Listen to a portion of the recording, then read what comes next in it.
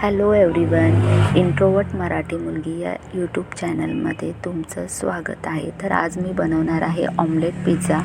त्यासाठी मी 2 अंडी घेतली आहेत. एका वाटीमध्ये 2 अंडी फोडून घ्यायची आणि एकत्र असे छान फेटून घ्यायचे आहेत. त्यानंतर आता त्याच्यामध्ये आपण कांदा, मिरची आणि टोमॅटो टाकणार आहोत.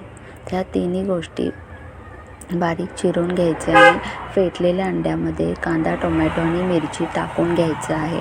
त्यानंतर त्यामध्ये आता आपण चवीनुसार मीठ टाकणार आहोत.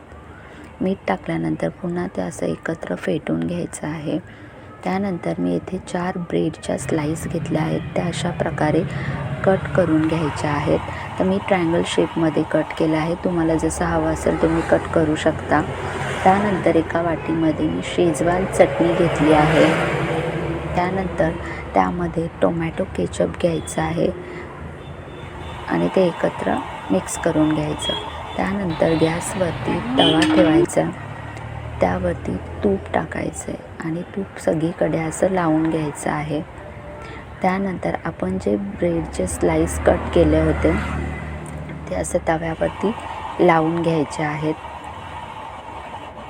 ब्रेडचे स्लाईस लावून झाल्यानंतर आपण जे अंडं फेटून ठेवलं होतं ते चारी बाजूनी ब्रेडच्या वरती आणि चारी बाजूनी टाकून घ्यायचं आहे. त्यानंतर चारी बाजूनी त्याच्यात तेल सोडायचं आहे. त्यानंतर 2 मिनटे थांबल्यानंतर पुन्हा ते पलटी करायचं आणि पुन्हा तेल सोडून घ्यायचं. त्यानंतर त्यावरती शेजवान चटणी आणि टोमॅटो कॅचअप लावून घ्यायचं आहे. कॅचअप आणि चटणी लावून झाल्यानंतर त्यावरती चीज किसून टाकायचं आहे. चीज टाकून झाल्यावरती आपण चिली फ्लेक्स टाकणार आहोत आणि ऑरिगॅनो टाकायचं आहे. अशा प्रकारे आपला ऑमलेट पिझ्झा